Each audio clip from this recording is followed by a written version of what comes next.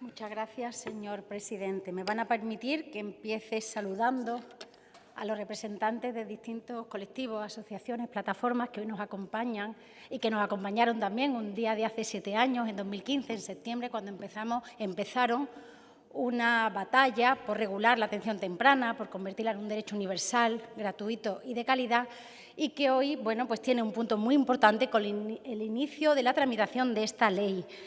Por eso voy a mostrar, antes que nada, mi satisfacción por poder debatir por fin sobre un proyecto de ley como este.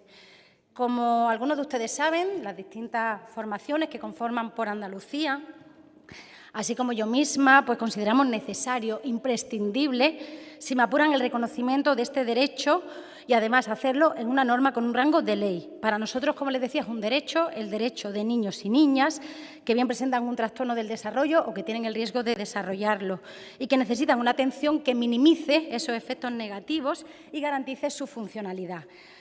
Antes de entrar en detalle de la regulación, déjeme que le explique las principales preocupaciones de mi grupo parlamentario. Señora consejera, notamos avances importantes con respecto a la regulación actual en el decreto, pero sí es verdad que hay cosas que nos preocupan y que yo he agrupado en 4 grandes bloques, si quiere.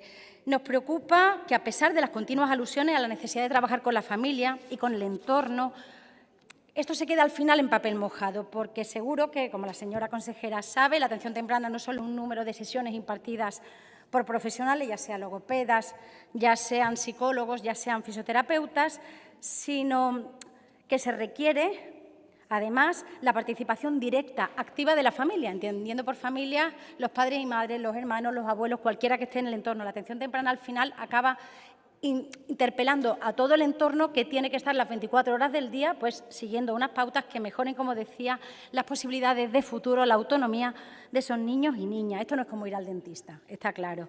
Requiere un trabajo continuo, como le decía, desde que se levanta hasta que se acuesta, y para eso es necesario que los padres y madres, para empezar, estén presentes en las sesiones. Y a día de hoy sabemos que en algunos casos esto no está siendo así. Nos gustaría que la ley fuera un poco más activa en este sentido. En eso, y luego veremos también en el cómputo de las UMAD, pero eso iremos luego. Y, además, hay que facilitar, aunque se dice, me gustaría ver un poco más de compromiso en lo que tiene que ver con las sesiones que no se imparten necesariamente en el CAID, sino que se imparten en el parque, que se imparten en el domicilio, porque muchas veces llega un momento que el trabajo que se hace con el niño o la niña en el centro termina, ya no puede seguir avanzando y hay que buscar en otros entornos. Eso en primer lugar, le decía. En segundo lugar, nos preocupa la coordinación entre salud, educación y servicios sociales. Yo sé que se dice en todo el texto de la ley, pero es que también se está diciendo, también se dice en el decreto actualmente. Son 3 patas que aparecen continuamente, pero es que los profesionales nos dicen que la coordinación, por ejemplo, con educación existe, pero es mínima. La mayoría de las veces son 2 sesiones en todo un curso académico, una al principio y una a mediados, y no se trata de niños en concreto, sino que se habla de la situación de todos los niños de una zona. Un poco más, si quieren, al peso que de manera específica. Hace falta, si queremos que la atención temprana y la inversión en la atención temprana tenga su efecto, necesitamos una educación, un sistema educativo más implicado. Y eso supone, pues, hablar no solo con los tutores, con los PTs, con los profesores de audición y lenguaje, etcétera. Y hace falta que tengan acceso a Alborada también, porque si no tenemos que estar continuamente los padres y madres hablando con todos sitios y buscando y pensando que la buena fe de los profesionales sea los que en su tiempo libre quieran llamar y hablar, pues, con el tutor, quieran hacerlo con el logopeda, quieran hacerlo con el fisioterapeuta. Y no podemos estar en la buena voluntad de profesionales que ya tienen bastante trabajo.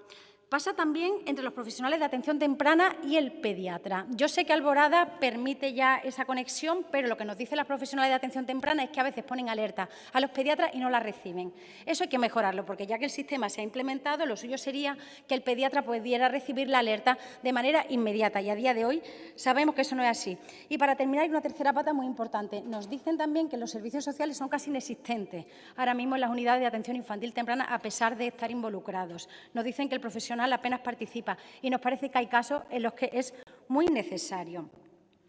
En tercer lugar, nos preocupa, desde el Grupo Parlamentario por Andalucía, nos preocupa el efecto cuello de botella que se pueda crear. Es verdad que el sistema no es muy distinto al del decreto que hoy existe, se cambian algunas cosas que ya hablaremos, sobre todo en fase de enmienda, pero es que hay listas de espera hoy. Es que tenemos más de 4.000 niños y niñas en listas de espera oficiales, proporcionadas por el portal de transparencia, ¿vale? No son cifras que nos hayamos inventado. Es verdad que hay profesionales que nos dicen que son más, pero yo voy a hablar solo de las oficiales, que son más de 4.000.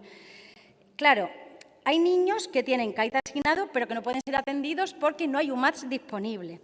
Y eso es verdad que no tiene por qué tener relación directa con el proceso de derivación, pero nos parece que el establecimiento de este tal y como está no lo facilita, porque no hace falta que destaquemos la importancia del tiempo de la intervención temprana en la atención temprana, que si se presta precisamente de 0 a 6 años, porque es un momento en el que el cerebro es tan plástico que se presta una intervención que luego no se puede recuperar.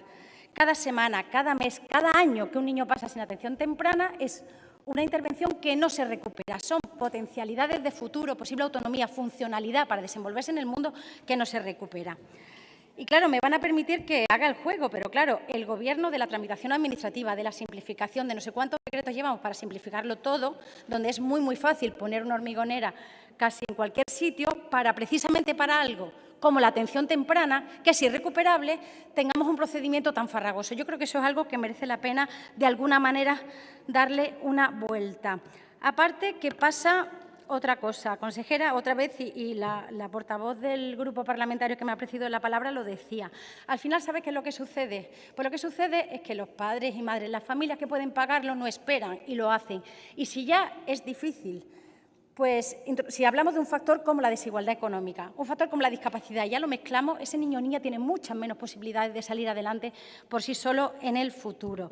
Y luego pasa otra cosa que me gustaría que habláramos. Cuando uno ojea cuáles son las ofertas de plazas disponibles en atención temprana en función de barrios, da la impresión de que los barrios más pobres no tienen necesidades, y eso no es así. Yo no creo que la necesidad de atención temprana dependa de la capacidad económica, en el sentido de que cuanto más capacidad se tiene en un barrio, más plazas se ofertan. Eso hay que revisarlo, porque ahora mismo se está introduciendo un factor de discriminación en razón del barrio, de la zona en la que se vive.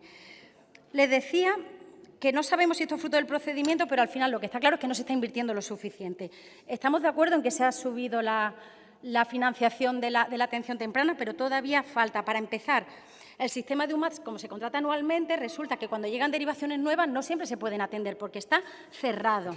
Es verdad que la UMAT se está pagando mejor que hace unos años, eso sin duda, pero el sistema obliga a los profesionales a realizar la intervención directa con el niño en 45 minutos y luego los 15 siguientes tienes que rellenar alborada, hacer un informe, pensar en un sistema de evaluación, cuándo haces si necesitas pictogramas o algún tipo de material. Eso no se está pagando, porque lo único que se piensa es en la UMAT como tal, y eso es un problema que hay que revisar.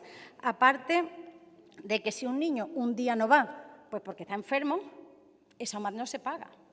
Y el que lo sufre son los centros, y ahora veremos qué tipos de centros son los que más lo sufren. Y finalmente, y en cuarto lugar, nos preocupa muchísimo la irrupción desde hace unos años de las empresas privadas con ánimo de lucro.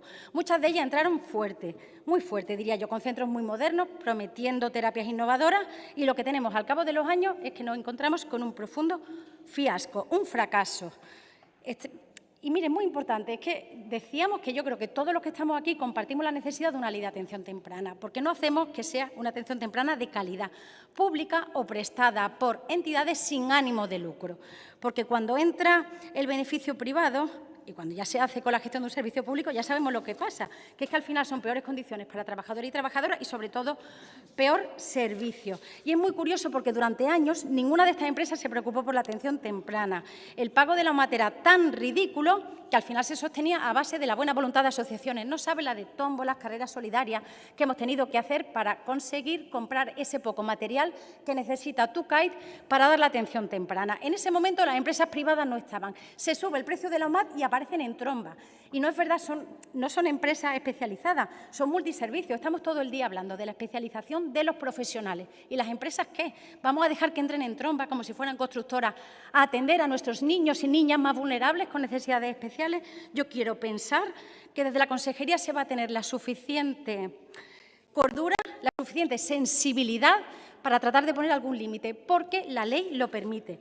Y si quiere, y por resumir, al final, estos 4 problemas se reducen o se solucionan con uno solo, financiación suficiente. Con financiación suficiente todo esto se podría solventar. Y al final es una cuestión de voluntad política. Se va a hacer la ley introduce mejoras, sin duda, por la atención temprana donde merece, que es el reconocimiento de derecho universal. Debe ser público, debe ser gratuito, debe ser de calidad, pero eso requiere, como le decía, una mayor especialización. Cuente usted con este grupo parlamentario y con esta diputada para que en la fase de mejoras tratemos de solventar todos estos problemas. Muchas gracias.